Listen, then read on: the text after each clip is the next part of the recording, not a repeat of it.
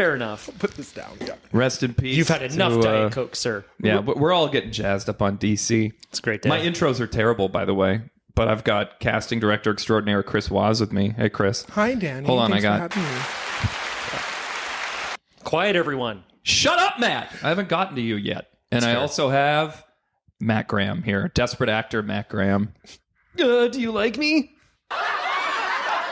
No, wait, no, that was the wrong one. Yeah, for you. right. Hold on. No hold one on. would laugh at that. Which one? No, that's not quite it. Oh my God. Fuck! I messed up my sound clips already. No, just missed on that one, though, so that's good. We've decided to record this episode to make every casting director's nightmare come alive. He's locked in a room with two desperate actors. So Correct. Yeah. Despy, how's it been for you guys in the biz?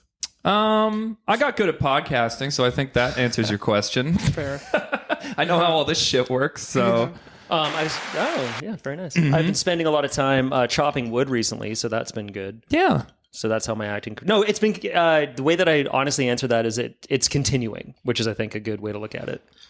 I had a nice year last year. We'll see what this year has to hold. And as long as it... Like someone in a hospice, you know? They're continuing. Yeah, That's exactly technically it. they are continuing And their I'm life. really high. Yeah. You both offer an interesting perspective. You're union and you're non-union. Correct. How does it differ? Because you were both non-union for a while, and then Danny made the leap. For good roles like Grease and Also, Danny's much better looking than me, so they it was an easier into the... Sarah, and you're both very handsome. Oh, Thank you. very nice. You so Thank you very much. much. Thank you. It's weird that I'm the shortest person in the room somewhere, but you're both taller than me. So you got That's that correct. going I think for you win. gents. I think you're the tallest. Well, 6'4", but Yeah. then 6'1" with bad posture. Yeah, same thing. 6'3", but Chris has rickets. He would normally be 8 feet tall, by the way. that's right. He parked his crutches like Tiny Tim when he came in here. I'm so excited to do podcast today, Danny. Let's do it, Danny Mac. Yeah. Ready. His accent goes in and out as well, folks. Comes and goes. Just like Tiny Tim. Yeah, that's perfect. That's right. Yeah. God bless us, everyone. Can I have some more turkey? This has already gone off the fucking rails. It's a direct quote from the movie. Can I have some more turkey? That's what he Tiny said. Tim, no, he's too meek to ask Sorry, for food. I'll take that again. Oh, I got some more turkey. I'll get some more turkey. Correct, Tiny. Wait, Got some more turkey, my name's Tiny Tim. Speaking of irritating accents, I finally listened to every Australian I ever met in my life and watched Mr. In Between. Did you guys know that show? I've seen clips. It's like a hitman. He's a single father. I've seen the trailer. Yeah, he's just the scariest looking motherfucker in the world. Just this like bald dude who looks through your soul, and he's like if someone, I don't know, emaciated Stone Cold Steve Austin and gave him an Australian accent. But Maybe yeah. I haven't seen the trailer. I was thinking of a comedy, but it's clearly not. It's kind of it's a comedy in the same way that like Barry is a comedy, like, but it's a little less out there, you know. There's no like wild characters or anything like that, but yeah, it's just a lot of guys saying like, well, you know, like, hey, what are you doing in here, right? And he's like, hey, bashed a cunt. And a lot of saying he bashed a cunt, and him murdering people. You get a murder almost every episode, so that's fun. It's a good time. If you're into killing. Yeah. You know what? I'm surprisingly into a Western series right now, which goes against... Which one? You watching Landman? Yes. Is it Landman? It's Landman. Landman. What's Landman. next? Aquaman? Hold on. Where's the... We all agree. That was hilarious. How's Landman? Little Billy Bob? Billy Bob. I mean, yeah, it's good. I'm like surprisingly into it. What's the elevator pitch for Landman? It's think of Yellowstone, but set in Texas current day. And it's oil in them Nar Hills? It's is what all they're after? oil, and it's comedy, and it's also drama. It's just so surprising that I'm watching a show with Billy Bob Thornton, and not that I have anything against Billy Bob Thornton, but That's not what you were saying before the podcast Take that, started. Billy! What? You fucking motherfucker! What? You're on notice, Billy Bob. well, the last movie I saw him in was Bad Santa, I believe. Wow. So, yeah, you're not up on the filmography of BBT, are you? BBT, I still no. want to know what happened with that interview that he had here, where it just went horribly off the rails. Oh, with Gian Comeshi? That's exactly it, and it just went so south. I feel like it's easy to fuck up an interview with Billy Bob, though. Like, Yeah, I don't blame the interviewer. I just think Billy Bob's a very particular kind of guy. And you think so? he may have worn a vial of blood of his previous lover around his neck at the Oscars, but that doesn't mean he's a weird fella by any stretch of the imagination. Angelina Jolie? Yeah, correct. They wore each other's blood. That's interesting. Lil Nas X did that with his shoes. What is with the blood stuff? Wait, what did he? Oh, whose blood was in his shoes? No, he sold like 200 pairs of Nike shoes, and it was his blood that he put in the shoes. And like, like during the manufacturing? Yeah, during the manufacturing. Oh, that was a mistake. He cut himself on like the slicing machine. No. There was like a vial of his blood inside the shoe as like an aesthetic. What were these retailing for? Does anyone know? $250 or something like that. That's a steal because you could technically clone Lil Nas X. Get yourself a little Nas X and form a super group. Yeah. Lil Nas X Men. Lil Nas, It's a good investment. Yeah. Yeah. So Billy Bob Landman, Oil Baron. You're surprised you watch it, but I think it's a Taylor Sheridan show, right? Like, do you like other Taylor Sheridan stuff? Well, I just really because I've been so not paying attention to what the TV shows are these days, which makes me sound like a terrible casting director. But you're working busy on commercials, yeah. But no, what was the question? Sorry, I don't remember. If you are a fan of other Taylor Sheridan products. Thank you, Matt. Thank you. My family is. They are obsessed with all of the Yellowstones and all the spin-offs of the Yellowstones. I think if you're a dad, you have to like Yellowstone. Yeah. Or an uncle. Yeah. But I don't watch Yellowstone. And I'm an uncle. I've never seen it. It's great, but I can see why a certain demographic really glums onto it. Same thing with like what was that movie that Gerard Butler was in with the swords and the no clothes? Gladiator. No, When Harry Met Sally. Yeah, When Harry Met Sally. Yeah. What are they? The comic book one? 300. Yeah, that's the one where like For the record, I knew what movie he was talking about 20 seconds ago. It's a real good help as a friend at a podcast. It's great. No, I'm all about creating bad radio. I'm just gonna let you flounder. I want people to fumfer as much as possible on here. If at any point in this podcast you're like, oh, what's his name? What's his name? No one help. Yeah, Everyone just that's the only sit rule. in it. Yeah. Everybody be quiet. Enjoy the Taylor Sheridan wrote one of my all-time favorite movies, which is Sicario. Really? Yeah, Sicario is so fucking badass. You guys have seen Sicario, That's right? with Viggo Mortensen? No, Sicario is with you're thinking of Lord of the Rings, I believe. Yeah, that's right. I believe you're thinking of Hindalogue is what he's thinking of. Which is the one with Viggo Mortensen, but we'll get to Sicario. But not American Gangster. The one when he's the Russian. There's History Hitman? of Violence, That's and then there's Eurotrip. No, it's probably Eurotrip. I'm thinking. the one where he's a Russian. European Promises or Eastern Promises. Eastern Promises. Eastern Promises is so fucking good. Who's also. the lead of Sicario? There's Josh Brolin. Okay. There's Benicio del Toro. Right. And Kate. No, not Kate. Kate Winslet. It's Kate Winslet. It's not Kate Winslet. That's who it is. I'm doing her remember dirty Kate- right now. Kate I gotta. Beckinsale. Hey Siri, Google Sicario cast. I can't think of it. It's been a minute since I've seen that one. Emily Blunt. I said that. That's what I said. Oh yeah, I she knew is it. in that prominently. Fuck, why did I tell you guys not to help me with names 1 second ago? But no, that movie's so good. But yeah, Taylor Sheridan wrote that. Basically, if it takes place somewhere dusty and people are getting killed, Taylor Sheridan's all over it. And there's violence and things that in real life don't have violence. Like in Yellowstone, every ranch owner is a mob boss murderer. Yeah. Basically, if you're a Shonda Rhimes fan, imagine the exact opposite of the kind of shows that Shonda Rhimes makes. Well, then again, she also writes shows about... Didn't she write How to Get Away with Murder? That's like a Shonda Rhimes show. Yeah. So I guess they're all into murder a little bit. But yeah. Taylor Sheridan's got some good stuff. He has a big tone of freedom isn't free kind of vibe to his work. But there'll always be a character who like shows up in a suit and, they'll be like a prissy boy, and they'll be like, excuse me, I asked for spherical ice in my beverage, and then like a cool cowboy will come in and be like, didn't know they served dumb pussies here, and then spit tobacco in his face, and he'll be like, no, just because I can't please my wife doesn't mean I'm not a good man, and then he gets kicked out of the bar, and I think that's the pilot to Landman. Yeah, you just described the plot to Landman. Sorry, I blacked out for a second. What's going on? When'd you guys get here? Yeah. That's the next Taylor Sheridan show, by the way. He's got a shit ton of them too. Lots. Yeah. How many? Like there's 5 or 6, I'd say.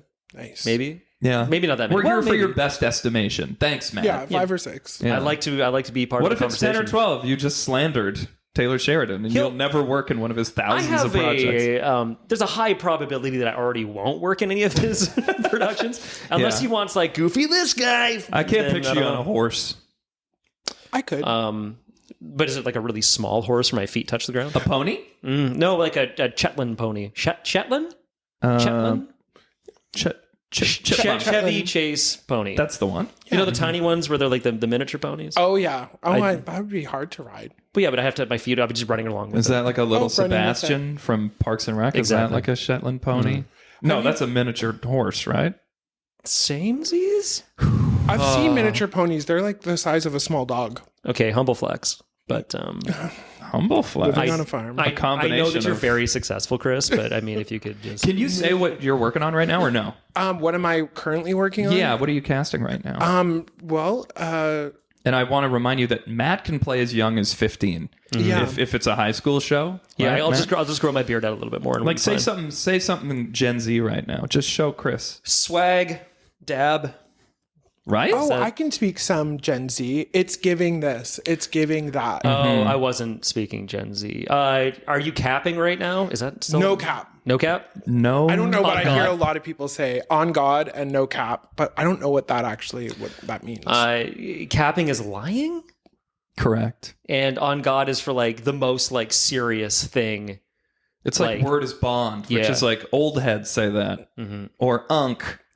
in hip hop terms. Yeah, or if something happens, then you'll hear them say, not like say something happens like Matt, you dropped the glass of water. Ah, shit, I dropped the glass of water. Not Matt dropping the glass of water. Oh, not Matt dropping the glass of water. One thing about Matt is he's going to drop the glass of water. Oh, he be dropping. If you spill any water in my apartment, I will piss myself with rage. Oh, that's it? I just want you to know. And you'll make us watch you do that. Yep.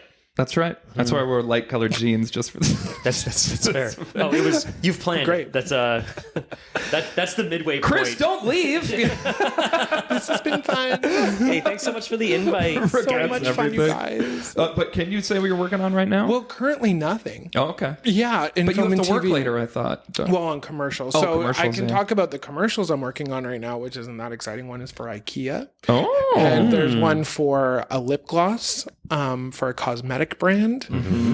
And what else? I mean, there's lots, but I don't know everything that I'm actually working on. But film and we worked on some fun stuff last year. But right Tell me about what was the? Didn't you do an A24 movie with The Rock? We did. We won a lottery, and we worked on the Smashing Machine with The Rock and the director. You won a lottery to get that? No, that I mean it project? just seemed like how. Oh, are we working sorry. on this? It I'm felt so like we won a dumb. lottery. I thought, No, like, I literally- thought so too. When like They're so 5 magical. casting directors wanted the same movie, it's Yeah. like, all right, pick a number between 1 and 20. They drew names. Yeah, they drew names. Yeah, we worked on that for like the better half of last year and a series called Happy Phase. But Smashing Machine, like Benny Safdie was the coolest. Oh yeah. director. Oh, my God. So he directed, kind. right? Yeah, he was directing, but like it was we 90% of the people we had to find all had to speak fluent Japanese, and no one like read a scene for the audition or anything like that. We just interviewed people and asked them questions about who they are. Was and we that had to Benny Safdie's recommendation? Like that should be the casting process? Yes. Oh, that's cool. Yeah, and also Jennifer Vendetti, who did the or American casting, had the same approach. So we just kind of reflected that. Do you get nervous when productions or crew clients want quote unquote real people? Because they want that authentic performance, but when they get on set, they have no idea what that world is or how to prepare. I was a or any of that little kind of thing. nervous for the Smashing Machine, but also like I was trusting the process. Like, Sure. Benny asks, we'll give him whatever he wants. Well, and Yeah. was that the reason for that particular that approach to casting, is so that you could get like real people and just kind of vibe off them? I think so. I mean, we watched the documentary that the movie is based off of like 3 or 4 times, and it is basically like just trying to find people who look like they're from the year 2000. Or it made sense since most of them had to speak Japanese, but there was also roles that didn't have to speak. I don't know if that's his casting process across the board, but I think it was. Like when I watched The Curse, just to kind of get myself ready for it, it seemed like based off of the characters in The Curse, I'm like, I bet you he did the same approach Right. with casting. So I just gotta fix my. Oh, for sure. Yeah. No, that's cool. That's I always I hear about actors who audition in ways like that, and they're like, "Oh, it was weird. They just kind of sat me down and interviewed me." I don't think I've really had any like that for But projects. in callbacks though, he only called back the people he wanted to book, except for maybe 2 roles where we had more than one person come in for the So role. he knew. He was He knew, and he just needed to get it out of them in the room. So I'm trailing behind him. He explains the scene to the non-actor, so to speak. Some of them were actors, and then. Did they come in without the knowledge of the scene? And he's like, we're going to work on this? Yeah. So he's bringing non-actors in who he's confident he's going to hire, and he's making them cold read, basically. Basically cold read. Or improvise. And he said, I'm going to say this, you're going to say this is the situation. And then it's kind of like a mix of script and improv and just who the person is. It was I really love that. fascinating That sounds to watch. it's very fun. Well, It was fun. I like that now with the experience that I've had. That seems exhilarating. But that'd be like it'd be like for me going to like an office building that sells medical supplies, and they're like, "Good luck," kind of vibe. You're going to say this, you're going to say that, and I would the first time out, I'd be terrified. Yeah. Now that sounds amazing. Just vibe and kind of explore and see That what's just going sounds on. like every commercial audition I've been on, and that's why I like those. Yeah. I like showing up and not knowing anything, and then you guys especially do such a good job of being like, here's what they want, and here's what we want you guys to do, and then we show up just ready to listen to you guys, and then we leave, and hopefully we did something worthwhile. The only time I hate that though is when there's like, and this isn't anybody specific, when the client last minute's like, here's 3 more pages of dialogue. Name some names, Matt. Kate Winslet. No, darn it. Yeah. Just say you hate Benny Safdie, and we'll move on. Man, if Benny Safdie could just stuff it. Oh, no. Oh, you're on notice, Benny. Oh, no, I'm one Kevin Bacon away from him. Ah. I wish, though, more actors had a chance to meet as someone as enthusiastic as Benny, though, because he was loves filmmaking. He loves it. Like He's a good actor too. He is a good actor. It was just it kind of reinvigorated my okay, I do love film and TV because Right. You guys know the hustle. It can be inspiring and it can be uninspiring. But it really reignited I love the process of filmmaking. But again, we were picking people off the street who spoke Japanese because that had to take place in Tokyo. So Right. there was at least 60 people that we had to hire who were full Japanese speaking. And so we would put subtitles. Thank God for AI, because it would be able to somewhat translate the Japanese into English subtitles so they can actually comprehend what they're saying in the show. I in didn't real even think time. of that. Right. I did think of it. Thank God. Because we're watching it and I'm like, how is anyone going to understand what they're saying? So we did English subtitles. They're like, I found someone who speaks only Japanese, and they're like, this man took me off the street. Someone called the police immediately. literally. But in Japanese, so nobody knew. Yeah, exactly. Right. Yeah. I will say though, thank God Kara, James, and I worked in commercials, because all that experience helped us make it not so bad, not so stressful, because we were just casting it like we almost would like a commercial. It was a totally different approach. So it was interesting, unlike something like Happy Face, which is like completely. Happy Face was the Happy Face Killers thing, right? Yes. Yeah. And that was wild because it is. I read the book when I think I auditioned for something in that, and then I didn't know really about the Happy Face Killers, so I think I read a book about it, and it was some very creepy shit. It is creepy, and the executive producer is the daughter of the actual serial killer. What? Yes, yeah, that's right. Yeah. So we're sending our links to her, and they're all, I don't know if they're reflecting exactly real people, but they're definitely based off of her experience. So it's I remember in the sides that I got for the audition I did, there was exact word for word dialogue that was in her, I keep saying book, but there's some document that she was a part of, and I think it's based on that work. Am I correct in that?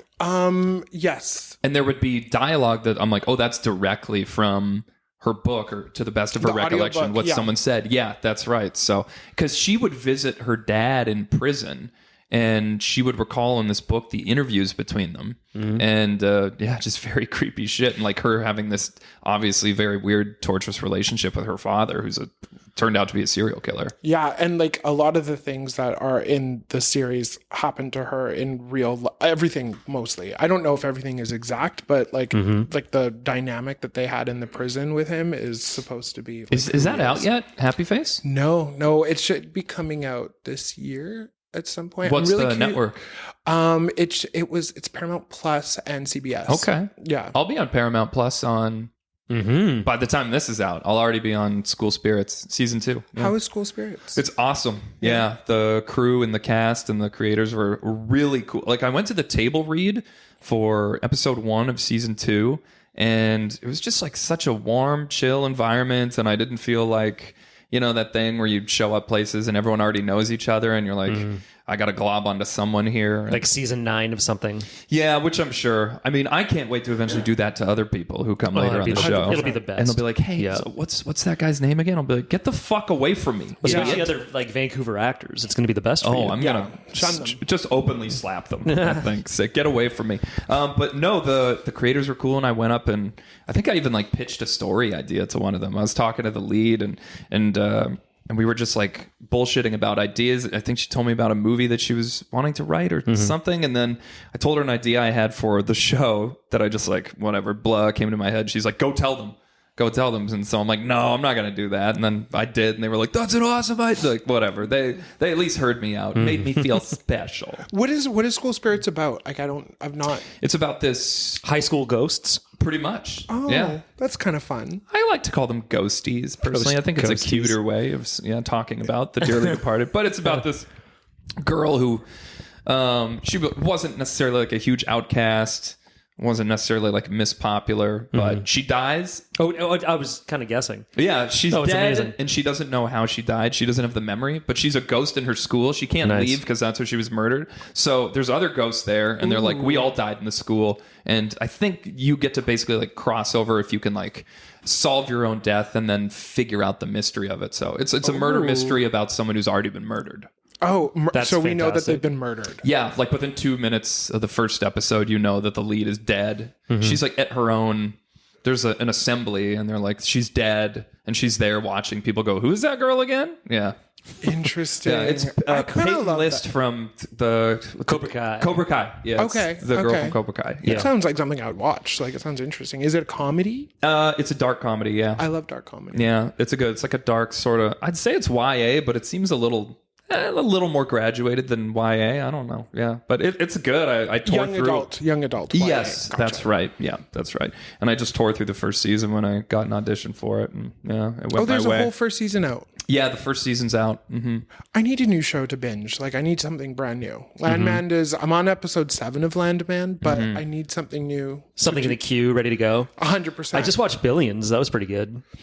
Damian Lewis. How many seasons is that? 7. Okay. That's a lot. That's a commitment. Yeah. But I like that. I like the writer a lot. He wrote Rounders. Yeah. But he's the showrunner for Billions too. But yeah, he's cool. Like, what's like a tagline for what Billions is about? I've seen the trailers, and I know it's about a rich man. Yeah, it's kind of about the two different sides of ultra wealthy people abusing their power and doing whatever they want, and then the district DA, who is what's his name? He's so good too, Paul Giamatti. Yeah. How they're both just as driven, but in two different sides of the coin, and how they kind of go against each other, and then how the law gets a little bit fuzzy between everybody, and corruption in rich people, corruption in government, and it's the whole series. It's just like a snapshot of a few interactions. Like, things get resolved for sure, but like just shows how people change over the 7 seasons a little bit. But I could watch a show like that too. Yeah. I just need something to like completely lose myself. Like, I need like a Game of Thrones, but not Game of Thrones. right. Oh, you should. What about the one that filmed here, that Shogun? Oh yeah, Maureen, Shogun who we filmed worked here? on this smash. Yeah, it did film here. Like, not here, but like way in the interior Not in my or something like apartment? that. It was Scene, at least one scene. just In the BC, bathroom though, yeah. in BC. Yeah, shout out to Maureen Webb. She got nominated for an Emmy. Hell Yeah. yeah. Good Yeah, for her. good for Very Maureen cool. Oh, and Johnson Fan, part of the he's a local stunt guy. I know. Yeah, I know his headshot. Yeah, it's pretty intense, that headshot. Are you a Johnson fan? No, I don't like him. Not a fan of Johnson no, fan. Gotcha. Are there certain shows that you watch and you're like, that's the exact kind of thing that I want to cast? Or do you see casting choices and things and you're like, it just intrigues you? Like, how did they find this person? And it inspires you to, like, I don't know. Yeah, what was that show that I would have? Sorry, I'm gonna not make so much. No, it's all good. Gripping the shaft. Of No this one's listening to microphone. this except my mom. That's fine. Yes, there's so many shows that I would absolutely love to work on that I'm like, damn, I wish that would be here. What was that movie about the stalker woman? With the guy on Netflix, I forget. Baby Reindeer. Baby Reindeer. I'd love to cast a show like that. Yeah. I would love Complete unknowns, and they all just killed it. Yeah. Yeah, I would love to do something all unknowns because I think that would be fun. I know Kara really wants to cast a Western or a time period piece. She really wants to do that. Westerns are so cool. We did a lot of gritty, like pretty like oil rig sad stuff for the first 10 years. I don't know. I mean, we've done comedies. I just think if it's a good story, then I would be super interested in it, especially if it's like a different type of tone that I'm not familiar with, or if it's not trying to just something different, like a whole new feel.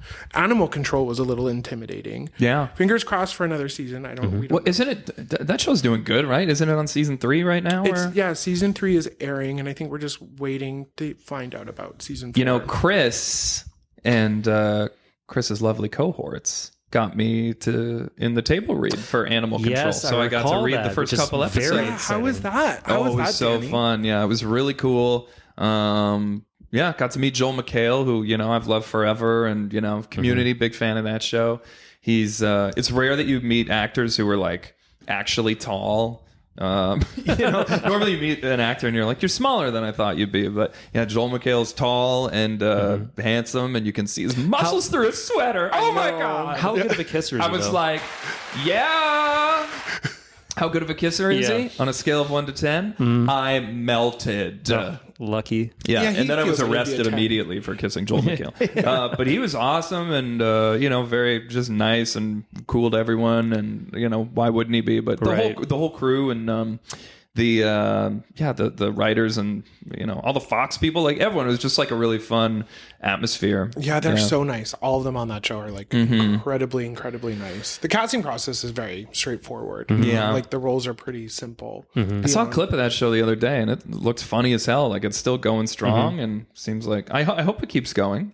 I think it will. It's comforting. I binged the first season and I'm like, oh yeah, I can get into this. Very crushable episodes, Very crushable, very palatable. Nothing too, you don't have to worry about kids watching because it's all pretty PG. It doesn't seem like there's a lot of shows like that anymore. They're like when Parks and Rec was out and like those sorts of style of... Yeah, people were like, there's too many of these. And then they were gone. And then it's like, well, we should still have some. Yeah. And so I think it is filling a void from that specific kind of comedy. Yeah, like what is...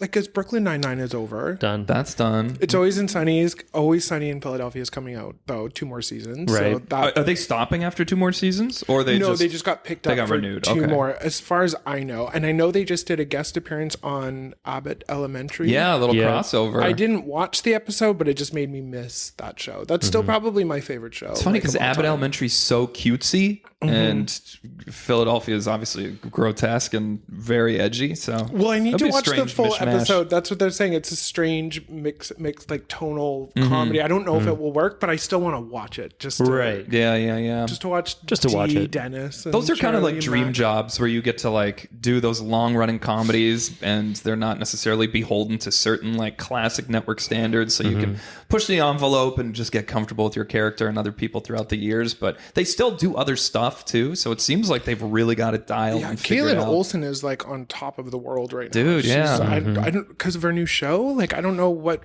but she's everywhere right now. Yeah. Like, she's like my friend top of the Alethea list. Jones. She's one of the executive producers of Grease, Rise of the Pink Ladies. She worked with her on that new show, and yeah, Caitlin Olsen's in tons of stuff. Yeah, I'm glad crushing. she's had, and I know Charlie Day had a big wave a few years ago. I mean, I don't know. I don't have my finger on the pulse, so I could be complete. And then Glenn Howerton did Blackberry. Glenn Howerton is so good in Blackberry. Really good in haven't that. seen it, People but I should really see want to see it. Blackberry. Yeah, It's good. haven't And seen it's it. made by, I think Matt Johnson is his name. And I unfortunately forget his like co-guy. But these East Coast Canadian dudes, and they make really good movies. They made one of my favorite indie movies called The Dirties. It is fucking intense. But it's about these, I don't really want to say anything about it. And Project Avalanche is really good. But yeah.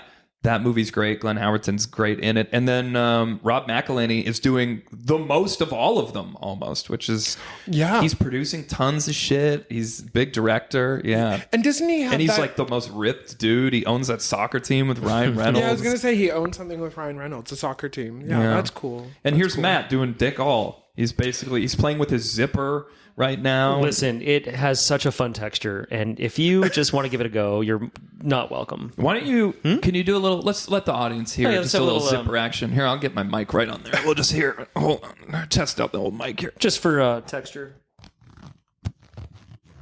Yeah, that's good ASMR. stuff. That's ASMR. Yeah. Yeah. ASMR. We were talking about. Do you have a spare change of pants for me now? Or? I don't. Okay. Yeah. Are you guys the same? Do you guys share clothes? No. Danny is how long have you been working out for now on this program? Like a year. A year? Yeah, but it's you bulk and then cut. So I don't know if you would consider that the same quote unquote program, or even what Maybe. what just I'm in the doing sense as of a program. But progressive or I've been consistent working out. intentionally dieting and training for like a year. Yeah. What's the program? Can I ask? It's just squeeze and release. yeah, yeah. That's it. That's right. Cool. Which is how I describe most of my dates as Correct. well. I don't even know what the fuck that's supposed to mean. Yeah, You date strong women. Well, I started dating. That's right. I started training with this bodybuilder friend of mine. His name's Big Ron Partlow. He's an IFBB pro bodybuilder, and I'm just like, I might have to bulk up for a thing I'm shooting next year, and he's been helping me out. So Nice. yeah. And do you enjoy the bulking and the whole process of getting in shape? It was fun because what you learn is that there's nothing like people always be like, I tried to gain weight, but I just can't. Or it's like, I tried losing weight, but I just can't. Or I tried putting on muscle, but I just can't. And when you just like listen to an expert and they tell you exactly what to do, and you truly, honestly do exactly what they say, it's just human biology. Like you do see the change. And so you learn, there's really nothing that special about me. Like I can simply follow the steps and there will be results. So that's kind of the most interesting thing. And then bulking is that's the part I thought I wouldn't like, because I'm like, I don't want to be like fat, or I don't want to be heavy, but you get bigger proportionally. So it's like your muscles grow. It's not like you get fatter, you gain fat, but you also gain muscle with it. So people aren't like, damn, you look, you let yourself go. People are like, you look bigger. And then you're like, once you get over the initial like, you realize that people aren't saying that like you look like you've let yourself go. And then you notice how strong you are. And it's kind of fun to just be like, Strong. The fucking Hulk for a little bit. I mean, I wasn't huge, but I got up to almost 215. That's the heaviest that I got. And I was like at like 185 when I started. So I wasn't like pure muscle, obviously, but yeah, definitely my clothes didn't fit. I had to buy all new clothes. That pissed me off. Incredible Hulk. Then I started cutting, and I'm like, why'd I get rid of my old clothes? I'm such a fucking idiot. Yeah. You said something interesting though, which is something I have to remind myself, is you just follow the steps and don't cheat. Then that you get results. It's true. It honestly is true. Yeah. You did help me out and give me a little bit of guidance for what I've been doing for working out for the last 6 months or so, and similar program. And for the bulking part, you have to eat so much. Yeah. That's like, I liked doing it. I like gaining a little bit more size. But the thing, you can't just eat so much of anything. No. It's really gonna, to the program. But the amount of protein shakes that I would take in a day, I did like 3 or 4 of them with 2 to 3 big meals. And how does that digest? Like, does it? Oh, great. Yeah, no, it's really good. If you're, I noticed if you're putting in even if I wasn't doing as many, I did stick to the program of how many days a week to go. It was 2 on, 1 off. And then on the off days, you're meant to do a cardio, but I didn't do the cardio. I would just sleep until noon. And Yeah, that's nice. It's good to know. It's just, let that information be useful to you if it is, that it's just like, that literally you can just, it's just science. Like it's calories in, calories out. There's no tricks. There's no like, and general consistency, I think. Yeah. Consistency. Yeah. Obviously, everyone has different hurdles and things to overcome or whatever. I want my father to love me. Yeah, well, that's going nice. to, you're going to have to be in the gym a lot longer. Well, he died 15 years ago, so I don't know if that's you might be fucked on that Yeah. one. Well, you could always just pretend that. I'm not a good actor. Well, Yeah. I'd beg to differ. Fishing for a compliment. I mean, actors probably are listening to this. A couple desperate motherfuckers. Like, what do we look for in a? I mean, I don't know. I don't even know what to ask a casting director. And you probably get asked the same boring questions all the time. So to that real quick, when you do What's Matt's worst performance? Yes. What's my most current? Your my top most current 30. worst- yeah. If you can narrow it down. Wait, what was it? No, the question is whenever I would do casting director workshops through anybody, the thing that would frustrate me the most is everybody wants to ask really like hard questions, like, but they don't really. I've learned that don't really mean too much. Like I think if you just bring in consistent work and kind of do what the thing says. Is a baby alive at conception or once it's born? That's a lot of the questions I ask. Yeah, that's true. No, but like, what do you like to do in your spare time? And like all these like kind of fluffier questions. Right. Do you get a little like, are you fine with those questions in those workshops? Or are you just kind of like. Yeah. And honestly, even questions that get asked all the time, like it still surprises me that certain questions are asked. And sometimes I think certain questions are coming from a place of insecurity and other questions are like, do you like me? Information. Or But do you like- watch self-tapes? Do you actually watch every single second of a self-tape? I get that question a lot. And of course you don't. So moving on, You we have put the people nail for in the that. coffin there. Well, I have people to watch it. Well, it's such an interesting. I mean, the thing is like Kara James and I and Kathy, we love actors. Shout out to them. Your team is Yeah. awesome. We Thank love those you. guys. Yeah. Anyway, Yeah, sorry. thank to you, interrupt. James, and his demos. I know. Oh I my wanna God. go- Okay. A slight detour. Yeah. If you get an audition from Chris and Kara Casting, you will get a helpful video from James, King James, and he will brighten your day. The loveliest man in casting today. He's very sweet. He His will tapes say, always find me well. by the Hello, way. I hope Always. this tape finds you and your loved ones Happy and well. Safe and well. Safe and well.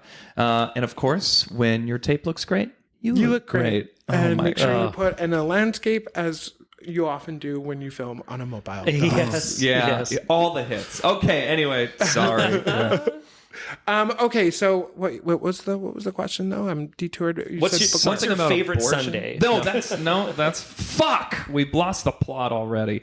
What were we talking about? typical questions? Yeah, if we watch all the self tapes, we Right. honestly every self tape is watched 100% of it. Probably not. Like if you're doing like a slow profile, I think the thing is it's hard to explain our approach because like it's a case by roll, case by case. But yes, especially a Happy Face, I'm up till fucking 4 a.m. sometimes watching self tapes. It can be very, very overwhelming. However, I still stand by self tapes, even though that's like a. As opposed to in-person auditions, you mean? I mean, hey, I get the benefit of in-person auditions. It's more intimate. There's a connection. You can kind of connect with the human. And I do think that is what is lost with self-tapes is that human-to-human connection. But in return, you get autonomy. It's for actors. You know, at the end of the day, we can cast a wider net and people can decide if they want to participate in that or not. And it just seems so backwards now to try, unless the role really requires it. But when we're, auditioning young adults, you don't need to be seeing. My hot take is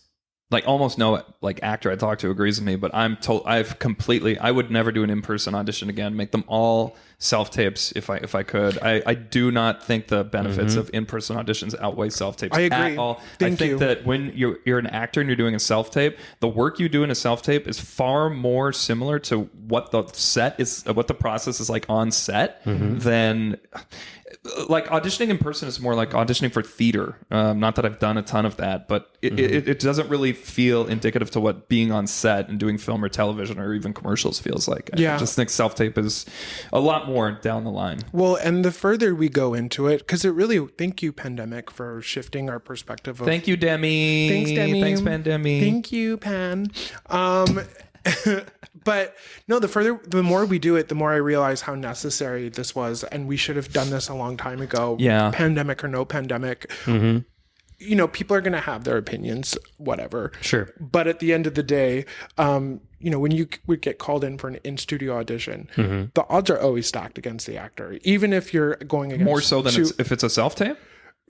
just in studio in general, auditions in general. Whenever you audition, the odds are always stacked against you. Even if you're auditioning against 2 other people, there's a percentage that's never in your favor. The only time it is if you're either A, you have no competition, or B, there's one person, and so the stakes could be higher. But odds are you're not going to book it when you put something on self-tape or when you go into the studio to audition. So at least give the actors the choice so they don't have to take a day off work to audition for something they probably won't book. You know what I mean? So that to me is where Amen, brother. A fucking man. Thank you. Hell yeah. It sounds negative, but it's like I think actors I don't think that deserve sounds No, negative. it's just on point. Yeah, and it's where we're at. It's not going autonomy. back. Yeah, and actors deserve that autonomy. It's hard to like Vancouver is the most expensive city to live in, and we're asking actors who work their asses off at nighttime so they can accommodate auditions. Now all of a sudden we're going to take their day jobs away from them. It just doesn't make Hell any no. sense. And like it's just there's so much going on in the city, and like I like having that autonomy. Also for my own self, repeating the same thing, especially in commercials, repeating the it's a same drag. thing for 10 hours in a day Yeah. just seems so I cannot wrap my head around. Hey guys, doing you're that. gonna stand on the X and then slate your name and your height and then tell us something about yourself. Do you Tell us remember around what the I back, would always say? And for- I'm an Aquarius. yeah, we did that. You guys used to ask in a fun fact. Random fact, yeah. And Dan would always say, and I'm an Aquarius. And I wanted to clip all of the like make a Over years compilation. and years I did this. Like Yeah. no matter if it was first one, call back, the producers were in the room. Because I knew you knew I was always going to say the same thing. And I'm like, as much as I had to focus, I'm like, I have to fuck with Kris and Kara right now. And I have to get the word Aquarius in there He would somehow. always say Aquarius, and I would just start some of it, and especially when you're punchy tired, like you know when you get punchy tired, and like Yes. someone can make a noise, and you're like losing it laughing. I think that happened one time with Danny, where it was like tense with the clients for whatever reason I couldn't remember, and then you came in and said I'm an Aquarius, and I think I was laughing so hard that I had to like it was inappropriate, like I had to leave the studio. It's not like or like make an excuse to leave the studio. Right. I got a few sneaky ones in, like, because sometimes you guys wouldn't ask, tell us a fun fact about yourself, because I would just be like, my name is Danny and I'm an Aquarius. And then one time you guys were like, what's your favorite song? And I was like, I would probably have to say it's from the musical Hair, and it's the dawning of the age of Aquarius. And then you guys are laughing. The client's like, what's the immediately they're inside like, joke? this guy's making fun of me. Let's not hire him. But I can't help myself. But even the setup of auditions, like it can feel so awkward. 12 people behind a table, and then you come in and you're slating a random fact about yourself, and then no one looks at you, and then you have to. It is a little awkward in my opinion. Like I do like shaking it up a little bit and making it not so. It's weird that I ever got used to it, or weird, and you know. And Matt and I are. It's funny because my competition is right here for most commercials. That's correct. It's down to me and Matt and like two other guys for the stuff that we not that we book all these things. For our I'm trying to look say specifically. Yeah, exactly. Like, do you want a brunette version of this or a blonde version of this? Yeah, and it's, you know, the amount of times Matt and I were both on hold for something, and we're like, okay, call me when you get it, so I know I can book that. I can do whatever I want that weekend. It's kind of funny to see the same familiar faces all the time, but I can't imagine telling us always the same instructions time and time again. Oh my God. Well, I mean, it's not like it's hard. It's very easy to do. It just feels like a waste of time. It's monotonous, you know. And we'd much rather do a demo where we explain it once, but with like all of the focus, all of the connection that we could possibly put in a video. You know, so it's not like we're not explaining the direction. It's very clear. It's pretty clear. We It's make it as very clear as clear. possible, and we try to connect with whoever is auditioning. Like, say, hey, like, thank you for even attempting to put this together. And sorry. I've had ones where I've blown it for you guys, and you're like, thank you so much for coming in. And I'm like, oh, they were happy to see me. I'm so sorry. That is, but you raise a good point, because both Kara and I suffer from this, because James runs most of our callbacks now. Is I miss actors. Like I miss seeing them every day. Like coming into Go now, it's nice to see familiar faces, because the one thing I will say is in a post-pandemic world is it does get a little bit more lonely in casting. Not to make a sob story, but it's like, Go for it. We got time. But like we 10 to 6, you'd see all the people you know, and you know, it is fun. It is a fun job. Well, us too, even. Like, it is. Sometimes it's a bitch to get down there. You got to book off work, or traffic's bad, all that normal stuff. But you're right. Like, you know, when you eventually become friends with the people you see at these auditions time and time again. And Not you us. know, No. no one's friends with us. I mean, we like to alienate our group, definitely. But other actors like to see each other and catch up with one another. And, well, that's good for them. Yeah, I remember walking down Main Street thinking I'm Mr. Popular Famous, and now it's like I walk past people on Main Street. I'm like, I know your name, I know your SIN number, I know your agent, I know your email address, and you But don't that's know just me. from dating apps. Yeah, Right. Yeah, that's, Yeah. just that. Yeah, but yeah, no, I do. I miss it, but I wouldn't go back either. Oh, yeah. Okay, so I have a question about general auditions for you folks. I love the autonomy that I have to show exactly what I want to show, the choices I'm going to make for an audition in a self-tape. I like having that control. I can do the framing, all my beats, all my moments. I can take the time to do that. I've noticed, though, as an acting coach, whenever I'm coaching people from the States, most of them are never off book. Like, they have their choices all there. Do you have a preference on that? Like, if people are checking their script, even in a self-tape, is that like a no-no? This has got to be the 4 billionth time you've been asked. Can I look at my sides while I'm auditioning or not? In the sense of, like, because I was talking to another casting director, and that every producer that she works with, they're always surprised when they come to Vancouver or Canada, and people are all completely off script. You hear that, Americans? You hear that? Better than you. You're on notice. Learn your lines! Come on, Americans! Yeah. Well, Vancouver is exceptionally good at remembering lines. I mean, also too, when me and Kara first started, we were used to sending out like 14-page auditions like the night before, and everyone would come in perfectly off book. So I'm sure there's like a bit of I thought I was the only one who nailed it. Damn it. It was shocking. Like, we'd get like, oh, we need this supporting lead, but we need to cast it tomorrow, and like we'd make up the sides. This doesn't happen this way anymore. And thank you, Union, for making sure that there's at least 48 hours. Especially recently, there was a new ratification that has real specific timelines for, has to be at least like longer than 48 hours. Like, I have an audition I got to do for Tracker, and I got it on Thursday, and it's not due till Monday. That's because nice. the weekend doesn't count as work days. That's new, and it's not a full 48 hours. Like, so it's so, I was like, I love it, and it's 11 pages, and I'm like, what? And then I'm like, oh, I've got till Monday. This is sick. So, and also for casting, it's kind of nice to have that, because I have noticed since the pandemic, like, timelines and the expectation of deliverables is becoming quicker and quicker and quicker, to the point where I'm like, I don't have enough time to even watch these self-tapes. Like, this is too much. It's not that it's too much work. It's just not enough time to actually do your job. Right. So I do like that 48-hour rule, because it actually helps everybody. Forces everyone to take a breath in between, because sometimes things can go too fast, in my opinion. How much? I got a good question, in my opinion. It might not be a good question at all. Because we'll all find out together here. I really wish I didn't qualify my question before I said it. Now everyone's going to judge it. But paint a scenario for us where I think there's some confusion for actors. How much power is not the right word, but let's say sway that a casting director has in regards to how seriously a director will take them for a role, right? So I know it's different all the time. You work with different directors. Sometimes they know, like Benny Safdie did callbacks. He already knew who he was putting in the movie, right? Yeah. I'm sure there's other times where they go to you and they're like, I don't know, I just can't make a decision. So it's like, if you had to say law of averages, like, where do you come in helping these actors land a place in the project when the director doesn't, 1,000% know who they're throwing in? I always loved those ones the most, because then you actually feel kind of creative. Case by case scenario, every role, every director is different. Sometimes you feel like you are just servicing a job, and you stay out of people's way. And then other people really want to know your perspective. And that is always nice because me and Kara, we've known these actors, most of them, for 12 years now. We've been working together for almost 13. So when someone actually treats us like we're a creative collaborator, that makes me want to work even harder, as opposed to when you say like, well, we know these actors quite well, when does that factor in? Is it like when they come to you and they're like, we need these roles to fill, and then you're like, well, we should seek out these people? Or is it later in the game when you're like, take a second look at this person because we know that they've done this and that before? Or you know what I mean? Yeah. So when we start, like, say if it's like a lead or a guest star, so hypothetically, we'll always cast a pretty wide net. So when we send our picks, it's very curated. So we ask a commercial level of people to audition, because we also love finding brand new finds. Like, we'll put, a series regular next to a green actor on a link. I love wildcard. I love wildcards.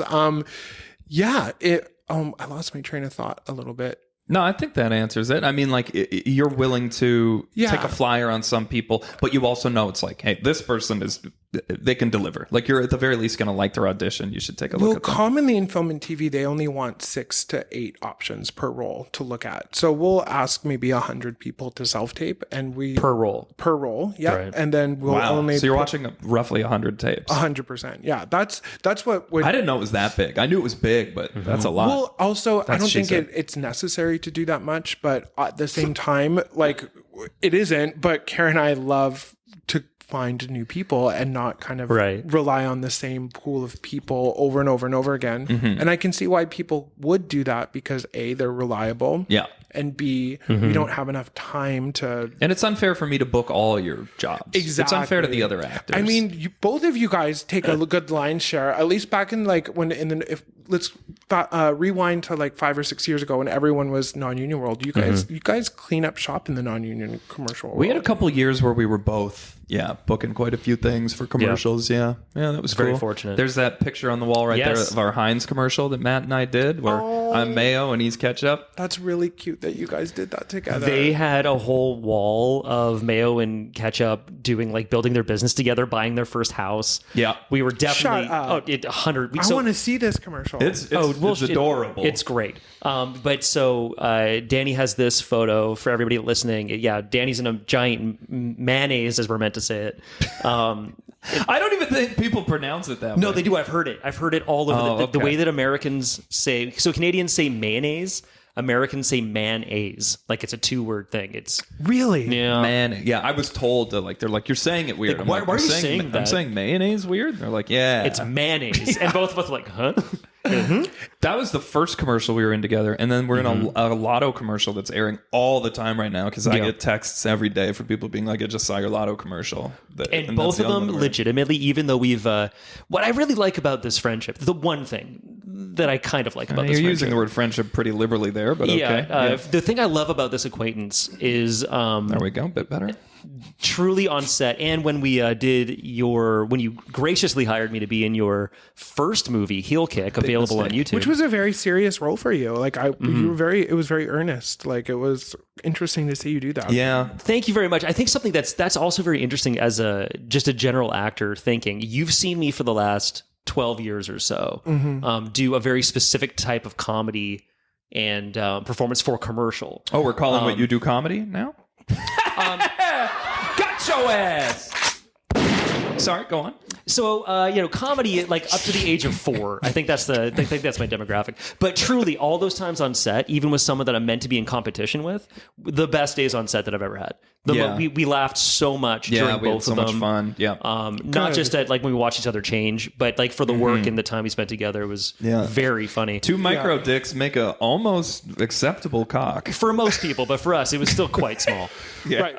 It was rough. It was very rough. Yeah. But no, those were fun gigs. They were the best. But if you think, I mean, holy shit, the amount of commercials Matt booked last year is fucking absurd. Oh, Matt, you're in. I was very this year fortunate is last going to year. be, Matt is going to be in like between, it's just ridiculous the amount of But you've work that you always booked booked last that year. consistently. I've been in the mix for the last, I would say, 8 years. Before How many commercials did you book last year? Do you know the number? Yes, I do. It was 12. Like, that's a lot. It's an That's a insane lot. amount. That's A insane. commercial a month, that's good. It's That's pretty insane. good. Yeah. Yeah, It and that's was not even nuts. how many callbacks and on and holds you things. got. Like, I'm very fortunate that for a lot of things, just the look that I have right now is in demand enough for the products that are out there. It all ebbs and flows, as you know. Like the tone or what's kind of favorable for selling things changes all the time. Yeah, that's true. And so a lot of it was, truthfully, I think I have honed my craft to a certain degree, but the hurry up and wait of this industry, I just happened to be in the right place in the right time for that tone and what I was offering for that stuff. Yeah, like like a lot of companies are like, we need a guy who looks like he eats his own toenails, and so Matt is always right And there to has fill half that. of a micro penis. Yes, that's right. A micro. How do you not burn out though? What do you mean? How do I not burn out? With all the self-tape. Oh, so you do burn out all the time. Do you burn out? Do you burn out? No, the more auditions I get, the better I get at everything. I just and then I just become super actor. So Thanks so much for having the serious answer, asshole. I'm just saying. Well, then when the break comes in the holiday what like I don't know, most of December and most of January, Ramadan.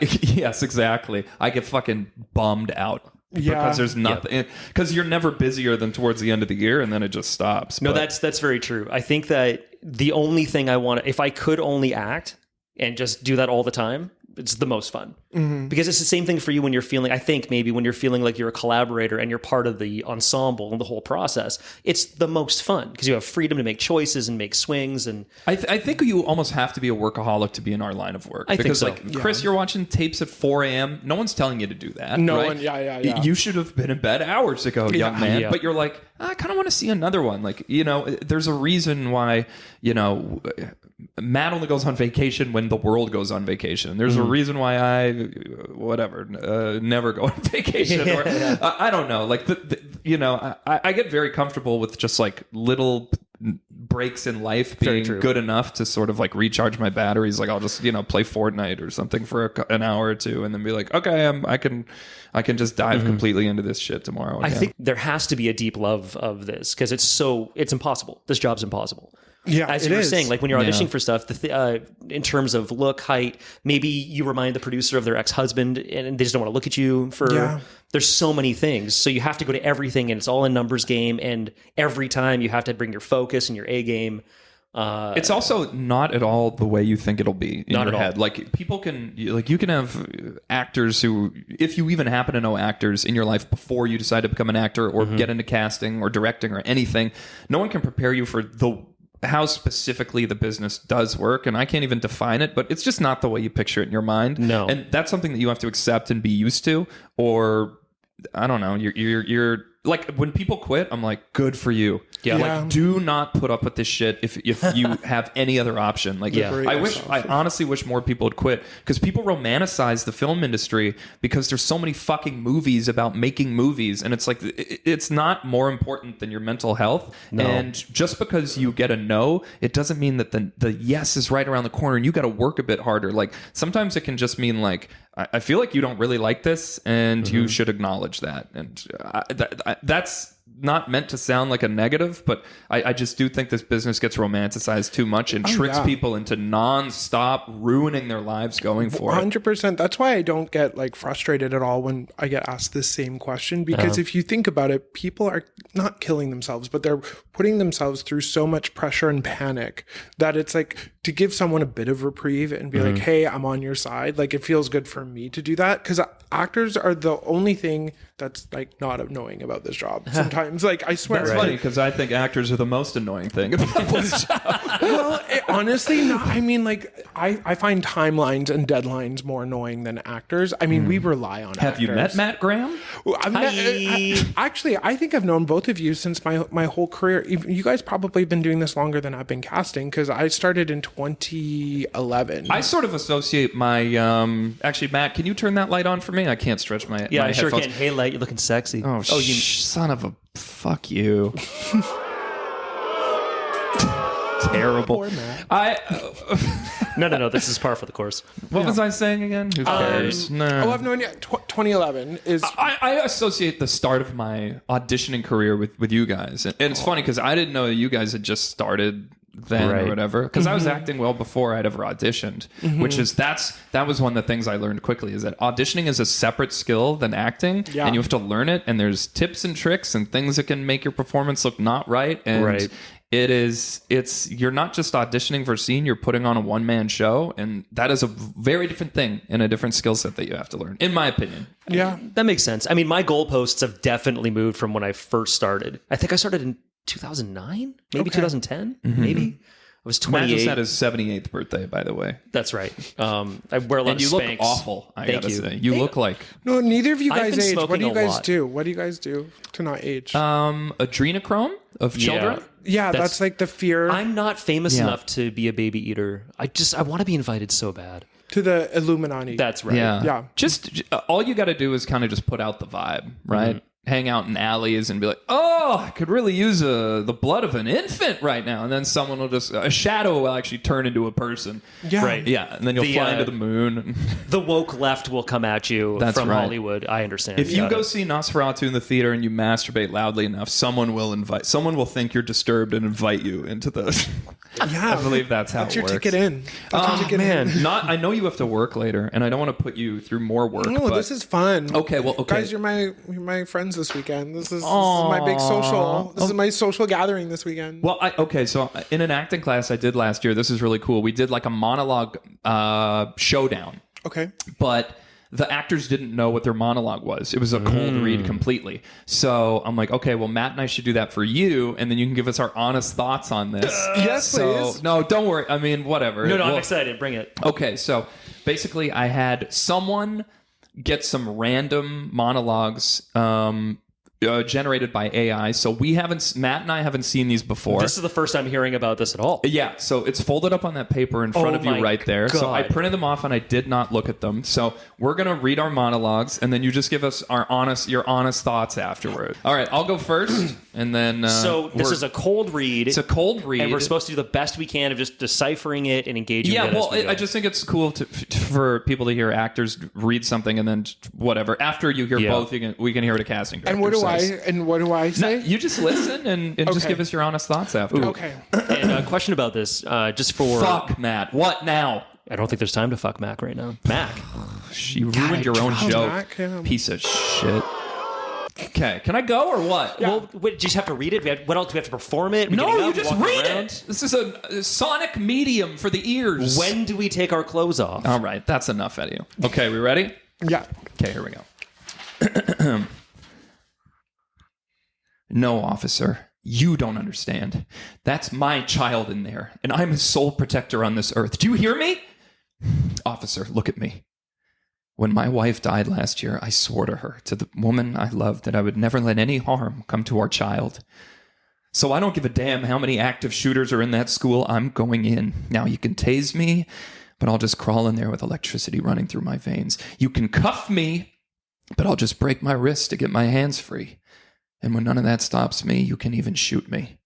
That'll be sure to slow me down, because I'm no superhero. I'm just a single father. But until every ounce of blood is drained from my body and every breath is gone from my lungs, I'm going to be running into that school to save my son. Now, are you going to shoot me, officer? Wow. Okay. I got a decent little scene there. That was great. It's good how it for AI even it tells you that you get the scenario. I mean, it was good. I kept thinking this is a bad time for a monologue though. If someone's shooting at the school, Exactly. save the monologue for the after, or But yeah, good Okay. job. Well, let's Dan. hear Matt's and then we'll go from there. Okay. Okay, bust it open, buddy. Okay, the script. Commit.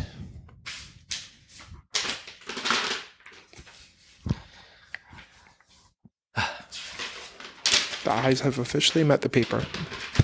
Here we go. Your Honor, may I say something before I leave the stand? My mother always told me I was a good judge of character. She'd say, Maddie, you just seem to know the difference between a good seed and a bad apple. And so I say to you and everyone in this courtroom that man is a good seed. Yes. Harvey Weinstein is innocent. Just look at him. Just look at him. The gentle teddy bear he is. Those mean ladies who accused him of those awful things knew exactly what they were doing. They were taking advantage of a Hollywood angel who just wanted some companionship. Kate Blanchett? It's more like hate Blanchett. Angie Everhart?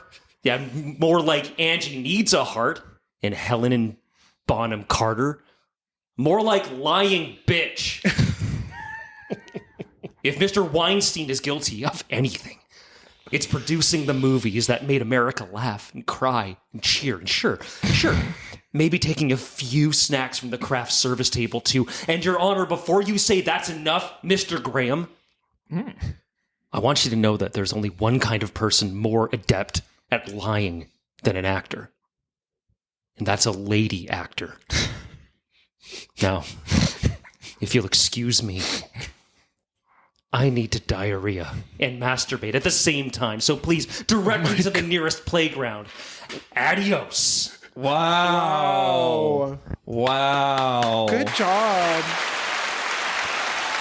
Isn't that crazy that AI randomly guessed your name right? And like, How did AI know? How did AI know? the so many similarities to my real life experience right there too. Right? That's pretty Yeah, what was your inspiration for that character? truth. Truth. It just Truth sounded. seeker. It was like Truth seeker. it was pouring right out of your soul. It Yeah. was like the paper wasn't even there. It was just mad. Well, I've said it before. Like that stuff. Those are things on record that I've Right. said before. The emotionality was good. It felt there. Well, I'm really passionate about the wrongness of the accusation of Mr. Weinstein. right. I wish you were my lawyer if I was ever in that situation. Over in the old serial rapist category. Yeah. Danny, you're a real motherfucker. What do you mean? I had nothing to do with Oh, just for the idea of the exercise. Danny, your monologue was very good, but at the same time, I could argue that yours was probably more harmful because in all that time where you were monologuing to the cop, I'm thinking like, there's someone in the school, and you probably life after life where Matthew didn't technically hurt anyone. It was Harvey. That's true. Yeah, and I was just focused on inclusivity and equitability, I think. Yeah. So for that, I mean, probably for optics, I go for Danny Maxine. Oh, thank you. But emotionality, I think Matthew had the emotionality. Yeah, we'll applaud Matt too. Oh, the applause button's not working. Oh no! Oh, Here, try it fuck. again. Try it again. I'll try it Try it again. again real quick. Oh yeah, that feels right.